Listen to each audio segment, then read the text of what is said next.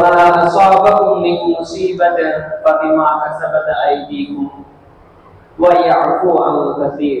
صدق الله العظيم. وقال نبينا صلى الله عليه وسلم: من كان في حاجة أخيه كان الله في حاجته. صدق رسول الله صلى الله عليه وسلم. எல்லா புகழும் புகழ்ச்சியும் எல்லாம் வல்ல அல்லாஹ்விற்கே உரித்தாகட்டுமாக. இந்த உலகத்திற்கு மிக பெரும் கிருபையாய் அருளாய் அனுப்பப்பட்ட கண்மணி நாயகம் ஸல்லல்லாஹு அலைஹி வஸல்லம் அவர்களின் மீதும் அன்னலாரின் அடிச்சுவடுகளை அப்படியே பின்பற்றி வாழ்ந்த உத்தம சத்திய சஹாபாக்கள், தாபிஈன்கள், தபா தாபிஈன்கள், நாதாக்கள், சுஹதாக்கள், குறிப்பாக இந்த அறையிலே அமர்ந்திருக்கக்கூடிய நம் அனைவரின் மீதும் அல்லாஹ்வின் சாந்தியும் சமாதானமும் என்றென்றும் என்றும் உண்டாகட்டுமாக.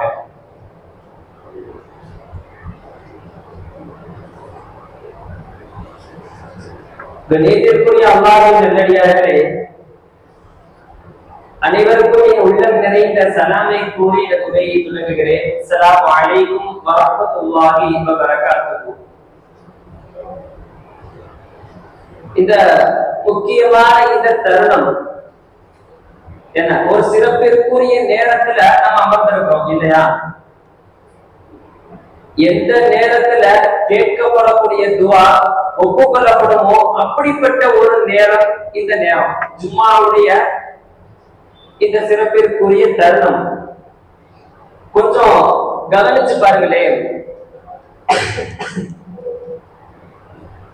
நம்மளுக்கு எவ்வளவு ஆபத்து, எவ்வளவு தீங்கு, நம்முடைய வாழ்க்கையில சுய தேவைகள்ல அதிகமான சோதனைகள், நம்மளுடைய பொருளாதாரத்துல ஏற்படக்கூடிய சோதனைகள், குடும்பத்துல ஏற்படக்கூடிய கஷ்ட நஷ்டங்கள், என்ன சண்டை சச்சரவு, இப்படி பலவிதமான கஷ்டங்களுக்கு மத்தியில நம்ம வாழ்ந்துட்டு இருக்கிறோம். அப்படிதானே?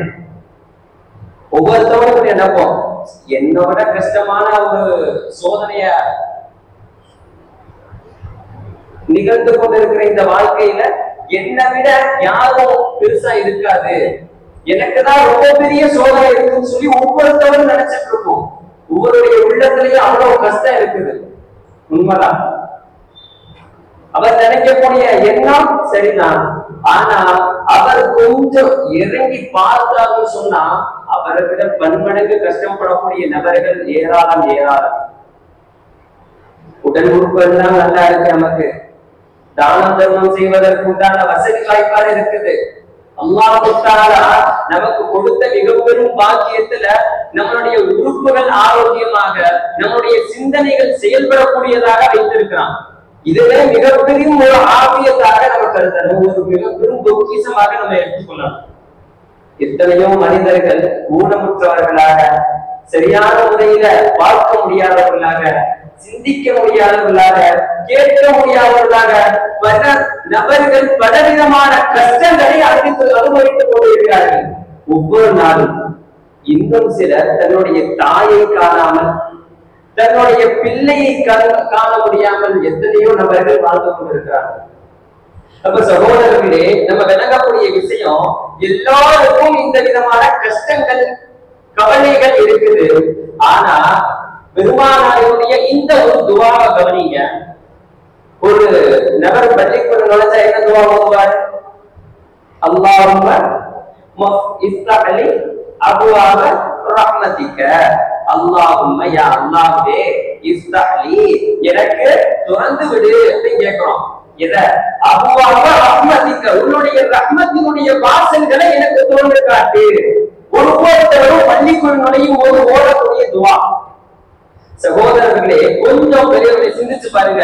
எவ்வளவுதான் கஷ்டம் இருந்தாலும், எவ்வளவுதான் நம்ம மீது பாரம் இருந்தாலும், இந்த மஸ்ஜிதுக்குள்ள இந்த அமைதியா கொஞ்ச நேரம் உட்கார்றது, இடத்துல கொஞ்சம் அமல் செய்யறது இருக்குது, அதனுடைய நிம்மதிய அதை உணர்ந்தவர்கள் கண்டிப்பா என்ன தெரிஞ்சிருக்கும்.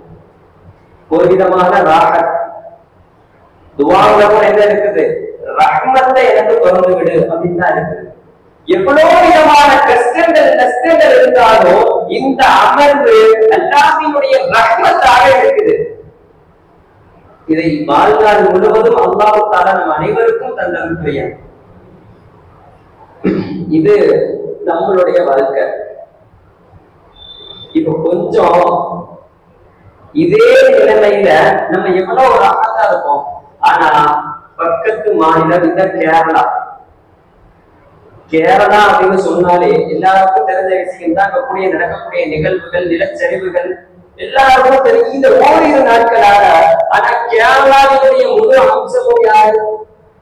அதனுடைய இயற்கை வளத்தை பெற்று எவ்வளவு பெரிய நேச்சுரல் ஒரு அட்வென்ச்சரான ஒரு பூமி அப்படின்னு சொன்னா கேரளா அது ஒரு பேர் போன ஒரு ஊராக இருந்தது. பல நாட்டவர்கள் அந்த கேரளாவில் வசிக்கக்கூடிய மக்களை சந்திச்சு அந்த கேரளாவில் ஒரு சின்ன ஒரு பார்வையிட்டு வரக்கூடியவர்களாக இருந்தாங்க. டூரு, வெக்கேஷன், இப்படி பலவிதமான நபர்கள் என்ன காரு, பைக்கரும் போயிட்டு பார்த்து வந்த அந்த ஊர் அவ்வளவு ஒரு விசாலமாக ஒரு இயற்கை சூழல் வாழ்ந்த ஒரு ஊராக திகழ்ந்தது. ஆனால் அல்லாஹ்வுடைய குதிரத்தை பாருங்க, எவ்வளவு பெரிய அதான் ஒரு 3 நாள் தான், 3 அல்லது 4 நாட்கள் தான் பெய்த மழை எவ்வளவு அழகாக இருந்ததோ அதற்கு நேர் மாற்றமாக யாரெல்லாம் அங்க போக வேண்டும் என்று ஒரு சின்ன ஆசை கொண்டிருந்தார்களோ அவர்களெல்லாம் அதை விட்டு தடுத்திருக்கக்கூடிய எண்ணத்தை அல்லாஹ் உருவாக்கிட்டான். எப்படிப்பட்ட ஊர்!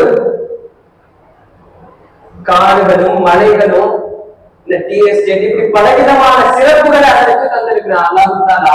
அதை அனைத்தையும் வெறும் 3 நாட்கள்ல அழைத்துக் கொண்டிருக்கிறான். கொஞ்சம் சிந்திச்சு பாருங்க. 3 நாள் மழை பெய்ஞ்சிச்சு, ரொம்ப கனமழையா இருந்துச்சு, நிலச்சரிவு ஏற்பட்டது. என்ன ஊர்கள் எல்லாம் இன்னும் சொல்றாங்க, அதில் உள்ள வாழக்கூடிய மக்கள் அனைவரும் கிட்டத்தட்ட 30 கிலோமீட்டர் வரை அவருடைய சடலங்கள் அந்த ஆத்துல அடிக்கப்பட்டிருக்கு. 30 கிலோமீட்டருக்கும் மேல இன்னும் போயிட்டே இருக்குதுங்கிறாங்க. வெறும் சடலம் மட்டும் டிராவல் செய்யுது அந்த தண்ணி ஆத்துக்குள்ள. கொஞ்சம் யோசிச்சு பாருங்க, இன்னும் சிலருடைய உடம்புகள் மண்ணுக்கு அடியில புதைச்சிருச்சு, பலருடைய வீடுகள் இடிக்கப்பட்டுச்சு. நம்ம எல்லாரும் பார்த்திருப்போம். ஒரு உடம்பா அன்று இரவு தன்னுடைய பள்ளியினுடைய மைக்கில் ஆதாரம் செய்யறாரு. ஆனா ஏன் செய்யறாரு என்னன்னு சொன்னா, இன்று இரவு ரொம்ப மழையின் காரணமாக என்ன எல்லாரும் கொஞ்சம் ஜாக்கிரதையா இருந்துக்கோங்க, நம்ம ஊர்ல ரொம்ப அடமழை பெய்யுதுன்னு சொல்லி அறிவிப்பு கொடுக்கிறாரு. அதே இரவு நள்ளிரவுல அந்த பள்ளியுடன் சேர்த்து கிட்டத்தட்ட 200 மக்கள் அழிந்தார்கள், அந்த இமாமும் உட்பட. இவ்வளவு கவலையான ஒரு செய்தியா அந்த இரவு சொல்றாரு. அதே இரவு நள்ளிரவுல அந்த ஊர் மக்கள் எல்லாரும் அழிந்திருக்கிறாங்க. ஒரு தந்தை இப்படி பேட்டியின் மூலியமாக சொல்றாரு, என் புள்ள அங்க படிச்சிட்டு இருக்கு, ஒரு 10 வயசு புள்ள, பொம்பளை புள்ள படிச்சிட்டு இருக்கு. அந்த புள்ள பேசுற நைட்டு, பாப்பா நான் நைட்டு இப்போதைக்கு வர முடியாது, நான் நாளை காலையில கண்டிப்பா உங்களை பார்த்துக்கிறேன்னு சொன்ன அந்த வார்த்தை தன்னுடைய தந்தைகிட்ட பேசுறான். நாளை காலையில வரைக்கும் அந்த பிள்ளைக்கு அல்லாஹ் தஆலா என்ன வாழ்க்கையினுடைய அபிவிருத்தியை கொடுக்கல. அந்த தகப்பை சொல்றான், என் புள்ள நாளை காலையில பார்க்கும்னு என்கிட்ட சொன்னா, ஆனா இன்னும் வரையிலும் காணல, என் பிள்ளையோட ஜனாசா கிடைச்சாலும் எனக்கு போதும் அப்படின்னு சொல்லக்கூடிய அந்த வார்த்தை. அவன் உயிரோட இருந்தாலும் சரி, அவன் மரணிச்சாலும் சரி, எனக்கு அவனுடைய முகத்தை ஒரு முறை பார்த்தா போதும். ஒரு தகப்பனுடைய வார்த்தையா இது? கொஞ்சம் சிந்திச்சு பாருங்க. ஒவ்வொரு நபரும் அங்க அவதிப்பட்டு கொண்டு இருக்கிறார்கள். ரசூல் ஸல்லல்லாஹு அலைஹி வஸல்லம் அவர்கள் தன்னுடைய ஹதீஸ்ல இவ்வாறு பதிவுவாங்க, என்னுடைய உம்மத்துல சிலருக்கு ஒரு விதமான சோதனைகளை கொடுக்கப்படும், சில கூட்டங்களுக்கு. அந்த கூட்டத்துல கொடுக்கப்படக்கூடிய சோதனையின் காரணமாக ஆசிரத்துல அவருக்கு எந்தவித தண்டனையும் எந்தவித ஆதாரமும் கொடுக்கப்படாது அப்படின்னு சொன்னாங்க. அந்த சோதனையில சிலரை சொல்லி காட்டுறாங்க, ஃபித்ன், அதிகமான குழப்பங்கள் அந்த ஊர் மக்கள்ல பரவி, அதிகமான நிலநடுக்கங்கள், மிக பெரும் நிலநடுக்கத்தை அந்த பூமி ஏற்படுத்தும். அதன் மூலியமாக ஏற்படக்கூடிய அழிவுகளை அல்லாஹ் தஆலா சோதனையாக சொல்றான். அடுத்ததாக சொல்றான், அது கத்ல், மக்கள் ஒன்றுக்கு ஒன்றாக போர் செய்து கொள்வார்கள். எல்லாருமே ஒரு கியாமத்தினுடைய நெருக்கடியில நம்ம அமர்ந்திருக்கிறோம்.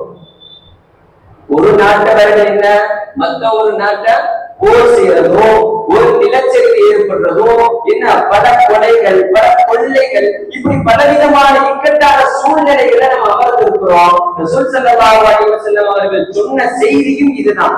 மற்றொரு ஹதீஸ்ல இவ்வாறு சொல்லுவாங்க, ஒரு முறை பெருமானார் ரொம்ப சோகமா உட்கார்ந்து இருக்கிறாங்க. அதை பார்த்த சஹாக்கள் எல்லாம் யா ரசூலல்லாஹ், யா ரசூலல்லாஹ், ஏன் இவ்வளவு சோகம் அப்படின்னு கேட்கிறாங்க. உங்களுடைய அமர்வுக்கு பின்னால் உள்ள காரணம் என்ன அப்படின்னு கேட்கும்போது பெருமானார் சொன்ன ஒரே வரிதான், நான் எப்ப பிறந்தேனோ அப்போ இஸ்ராஃபில் அலைஹிஸ்ஸலாம் தன்னுடைய சூரை எடுத்து வாயில வச்சுட்டாங்க. தன்னுடைய சூர், அந்த ஊறக்கூடிய அந்த சூரை அவர்கள் எடுத்து வாயில வச்சு ரெடியா உட்கார்ந்து இருக்கிறாங்க. அல்லாஹ்வுடைய ஏவல் வர வரைக்கும் காத்திருக்கிறாங்க. இன்ஷா அல்லாஹ் குறுகிய காலத்துல வந்துரும் அப்படின்னு சொல்றாங்க. இத்தனைய லட்சக்கணக்கான நபிமார்கள் வாழ்ந்து சென்றார்கள். அப்போ எல்லாம் அந்த சூரை எடுத்து வாயில வைக்கல. பெருமானாருடைய பிறப்பிற்கு பின்னால் கியாமத் நெருங்கிருச்சு. அலாமத்துல அடையாளத்துல முதல் அடையாளம் சகோதரர்களே, நம்மளுடைய கியாமத்தினுடைய நெருக்கத்துல நாம் அமர்ந்திருக்கிறோம். குல்லு நஃப்ஸின் ذائقத்துல் மௌத், ஒவ்வொரு மனிதரும் இந்த மரணத்தை சுவைத்தே ஆக வேண்டும் என்பதாக அல்லாஹ் தஆலா சொல்லி காட்டுகிறான். நாம் கண்கூடாக பார்க்கிறோம், ஒவ்வொரு நபரினுடைய கஷ்டத்தையும் பார்க்கிறோம். கொஞ்சம் உணர்ந்து கொள்ளணும், நம்ம மனசுக்குள்ள நம்மளே அச்சத்தை ஏற்படுத்திக் கொள்ளணும். இதையெல்லாம் பார்த்து கொஞ்சம் உணருங்க, நம்மளுடைய ஈமான் எந்த அளவுக்கு பலம் உள்ளதாக இருக்குது அப்படின்னு சொல்லி, நம்முடைய உறவினர்கள் எந்த அளவிற்கு பலமான ஈமான இருக்கிறார்கள் என்பதாக கொஞ்சம் உணர்ந்தா போதும். இதனுடைய சிந்தனையாளர்களுக்கு இதுல மிக பெரும் ஒரு படிப்பினை இருப்பதாக அல்லாஹ் தஆலா சொல்றான்.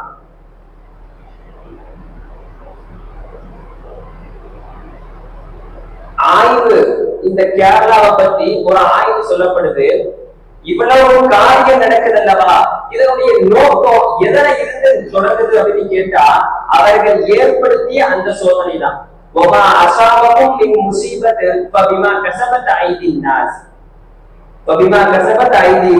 நீங்க செஞ்ச ஒவ்வொரு சோதனையுமே, அது உங்களுக்கு வரக்கூடிய ஒவ்வொரு சோதனையே நீங்க செஞ்சதுதான், நானா எந்த ஒன்றையும் குறிப்பாக உங்களுக்கு தருவதில்லை அப்படின்னு அல்லாஹ் சொல்றான். இப்போ கேரளாவில நடந்திருக்க அந்த நிலச்சரிவு, அதனுடைய காரணங்கள் ஆய்வாளர்கள் சொல்றாங்க, மலைப்புறத்துல அதிகமான மரங்கள் இருப்பதுதான் அசல். மரங்களை அனைத்தையும் வெட்டிட்டு அந்த டீ எஸ்டேட் ஒரு பச்சை என்னது ஒரு பசுமை வாய்ந்த ஒரு நிலமாக மாற்றி தந்தது அந்த கேரளா மாநிலம் தான். ஒரு பல கிலோமீட்டருக்கு கண்ணுக்கு எட்டும் தூரம் வரைக்கும் அங்க பார்த்தவர்களுக்கு தெரியும், ஒரு டீ எஸ்டேட் தான் ஃபுல்லா இருக்கும், பச்சை பச்சைன்னு இருக்கும், இயற்கை வளம் வாய்ந்ததாக. அப்ப அந்த செடியினுடைய தாக்கம், அதனுடைய வேர் அந்த மண்ணை ஏற்றுக்கல. தொடர்படியாக மழை பெய்ஞ்சிச்சு, அந்த மண்ணினுடைய வேர் எல்லாம் உறுதியாக இல்லாதனால அந்த நிலநடுக்கம் ஏற்பட்டிருக்கு அப்படின்னு சொல்லி ஆய்வாளர்கள் சொல்றாங்க. ஒவ்வொரு செயலுக்கு பின்னாடியும் நம்மளுடைய காரணங்கள், செயல்கள் இருக்குது அப்படின்னு சொல்லி நம்ம விளங்கணும். நம்ம எல்லாம் சொல்றவையே அல்லாமே சோதனையை கொடுக்கிறான், என்ன அவர்கிட்டயே நீங்க போய் ஆதரவு தேடுறீங்க அப்படின்னு சொல்ல முடியாது. பலருடைய கருத்து இதுதான், உங்களுக்கு சோதனையை கொடுக்கிறது யாரு? அல்லாஹ். அதிலிருந்து விரிவு காலப்படக்கூடியது யாரு? அதையும் அல்லாஹ் கையில தான் இருக்கு. உண்மை அதுதான். ஆனா அந்த சோதனை கொடுக்கப்படக்கூடிய காரணம் என்னன்னு சொன்னா நாம செய்யக்கூடிய செயல்பாடுகள் தான். சரிங்களா? ஆக ஒவ்வொரு செயலுக்கும் பின்னாடியும் நம்மளுடைய காரணங்கள், செயல்கள் இருக்குது என்பதாக அல்லாஹ் பதிய வைக்கிறான்.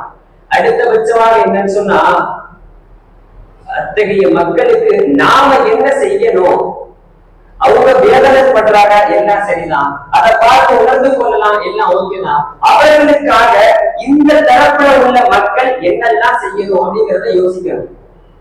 அதற்குள்ள ஹதீஸ பெருமானார் சொல்லியிருக்கிறாங்க, பலவிதமான ஹதீஸுகள் சொல்லியிருக்கிறாங்க. ஒரு முஃமினுக்கு செய்யக்கூடிய உதவி, மன் அபாத மன் அகாத மர்ஹூபன் கதபல்லாஹு லஹு ஸலாத்தன் வ ஸபஈன மக்ஃபிரத்தன். எந்த ஒரு முஃமின் ரொம்ப இக்கட்டான சூழ்நிலையில ஒரு பாதிப்பிற்குரிய ஒரு பாதிக்கப்பட்ட மனிதனாக இருக்கானோ அவருக்கு யார் உதவி செய்வாரோ அவருக்கு அல்லாஹ் தஆலா 3 விதமான மக்ஃபிரத்தை தருகிறான்.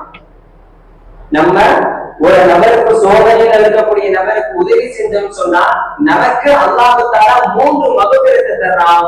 முதல் மக்ஃபிரத்தை அவனுக்கு இந்த உலக வாழ்க்கையில நடக்கக்கூடிய அனைத்து விதமான செயலுக்கும் போதுமானது அப்படின்னு சொன்னா அல்லாஹ் தஆலா.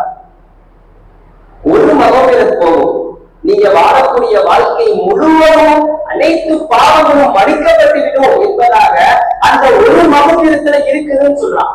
மீத 2 மக்ஃபிரத்தும் நாளை மறுமையில அல்லாஹ் உங்களுக்கு தருவான். அல்லாஹ் உங்களுக்கு தருவான். இவ்வளவு பெரிய சிறப்பு வாய்ந்த ஒரு சலுகை ஒரு நபருக்கு உதவி செய்வதுதான். மன் கான ஃபீ ஹாஜத்தி அஹீஹி கான அல்லாஹு ஃபீ ஹாஜத்தி.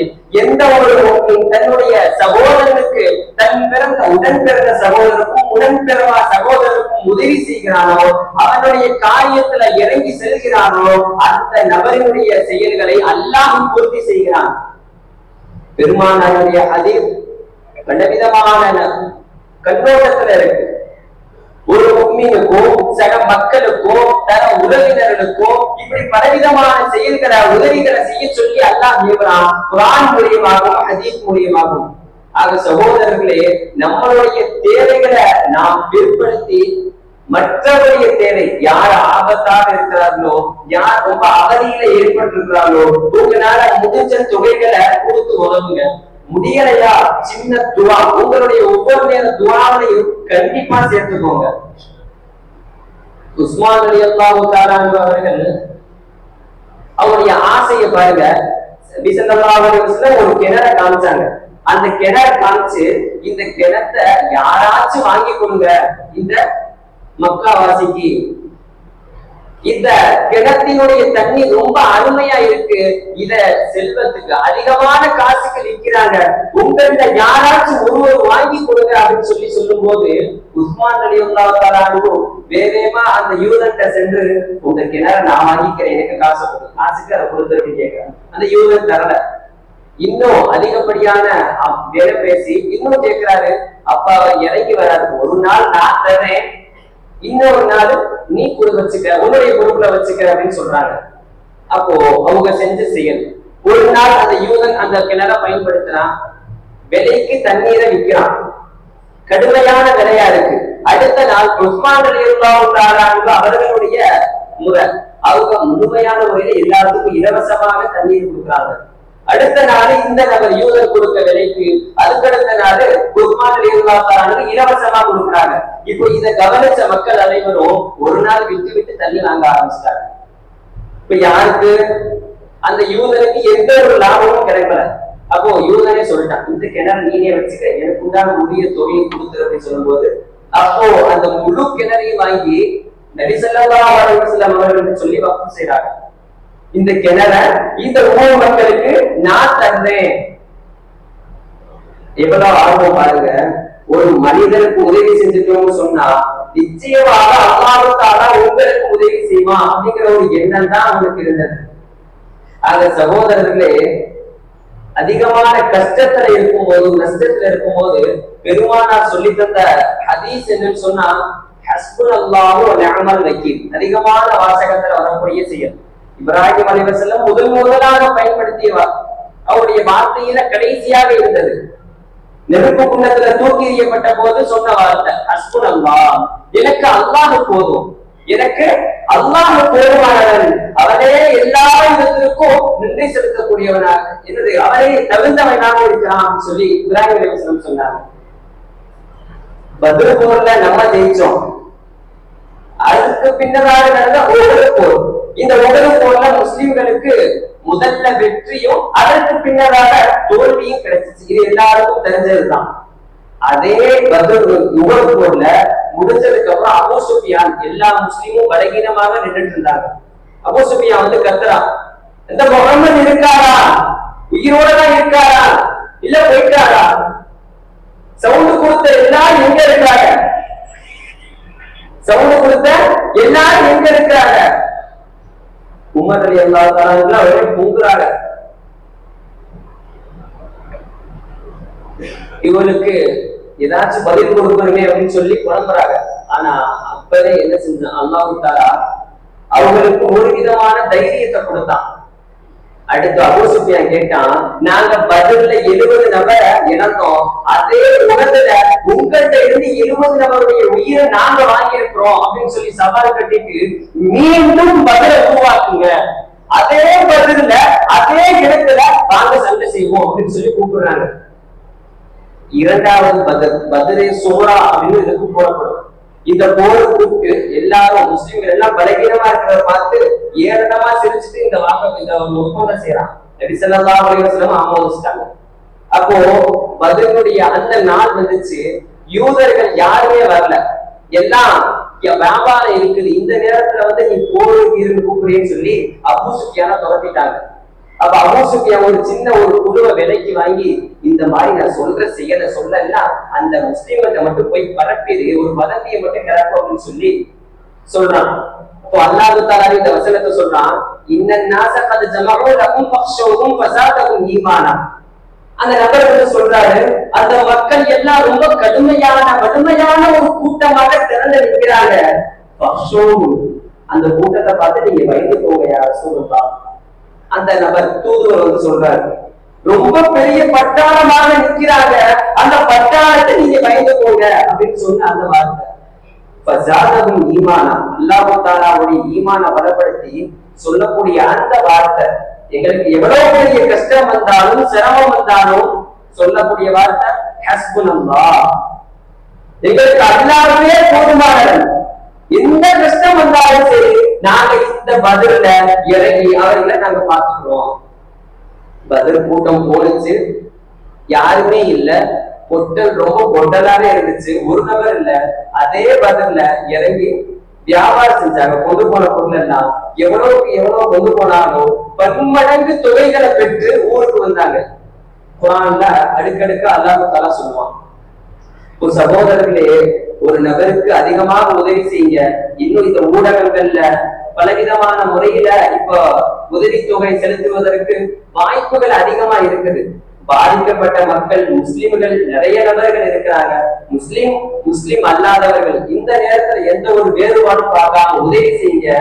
எல்லாரும் அல்லாஹ்வுடைய அடியார்கள் தான், அல்லாஹ் உங்களுக்கு உதவி செய்வான் இன்ஷா அல்லாஹ். நம்மளுடைய இந்த தருணத்தை அல்லாஹ் தஆலா பொருந்திக் கொள்வானாக. இந்த துஆவை, இந்த ஹதீஸை முழுமையான முறையில நம்மளுடைய வாழ்க்கையில எடுத்து நடப்பதற்கு அல்லாஹ் தஆலா தௌஃபீக் செய்வானாக. அந்த மக்களுக்கு லேசை தந்து அவர்களுக்கு ஆஃபியத்தை கொடுத்து அவர்களுக்கு மீண்டும் பழையபடி அவர்களுக்கு திரும்பக்கூடிய வாழ்க்கையை தந்தருள் புரிவானாக.